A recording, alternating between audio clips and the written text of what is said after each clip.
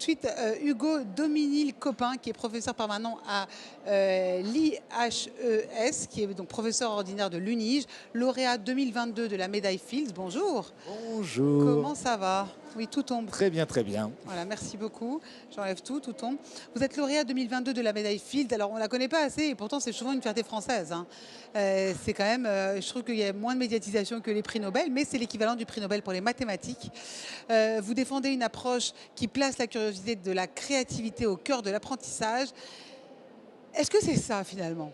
C'est ça, comment expliquer votre goût pour les mathématiques? C'est ce challenge, cet esprit qu'on ne connaît pas forcément?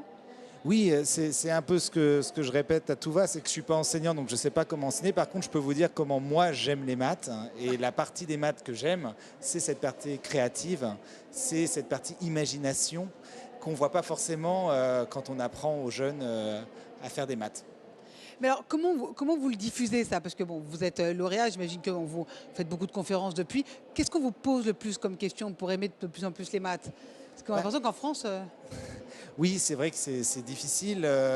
Je pense que les enseignants ont conscience qu'il faut intégrer plus de créativité, plus de problem solving, plus de travail de groupe, laisser du temps, etc. Toutes ces choses-là sont les composantes fondamentales de l'apprentissage en général. Hein. Ouais. Quand on voit un enfant qui apprend à marcher, on voit bien qu'il apprend en se trompant, qu'il essaye, qu'il réessaye, etc.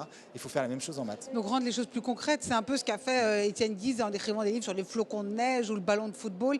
C'est vous, ce qu'il faut, c'est cette méthode, j'aime pas beaucoup le mot inclusive, mais c'est ça, c'est les rendre concrets, les maths? Oui, et en particulier, c'est bien que vous mentionnez ces flocons de neige.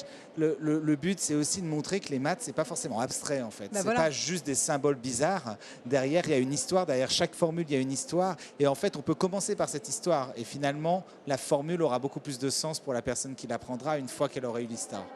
Alors, certains enseignants utilisent les réseaux sociaux pour parler mathématiques. Qu'est-ce que vous en pensez?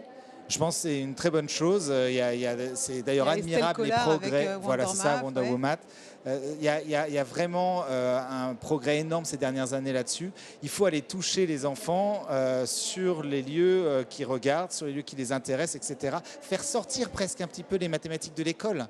C'est vrai que la lecture, les gens, ils aiment la lecture aussi parce qu'ils lisent en dehors de l'école, surtout même parce qu'ils lisent en dehors de l'école. Il faut arriver à faire la même chose avec les maths et les sciences en général. Et je pense qu'aller sur les réseaux sociaux, aller vers les gens en dehors de leur temps scolaire, c'est très important. Vous dites que les mathématiques, ça sert à créer du lien, à tisser du lien. C'est un peu ce qui se passe aussi au BIG. Donc le BIG 2023, c'est mathématiques. Tout le monde est mathématique, oui, exactement. Ouais. Non, mais c'est vrai que les mathématiques, c'est la façon de... C'est un peu l'art de faire des liens, des ponts entre les choses. C'est un peu notre façon, notre langage commun à tous les humains à travers les âges pour créer des connexions entre les choses. Et donc de ce point de vue-là, il faut bien penser que les maths, c'est avant tout ça et c'est pas des symboles, c'est pas des formules. Et donc du coup, d'un certain point de vue, BIG, c'est un petit peu des maths. Ouais, en plus, les maths, ça casse la barrière de la langue, pas besoin de traduction. On dit justement que les mathématiques, c'est un peu une branche assez élitiste. Vous voulez casser ces codes?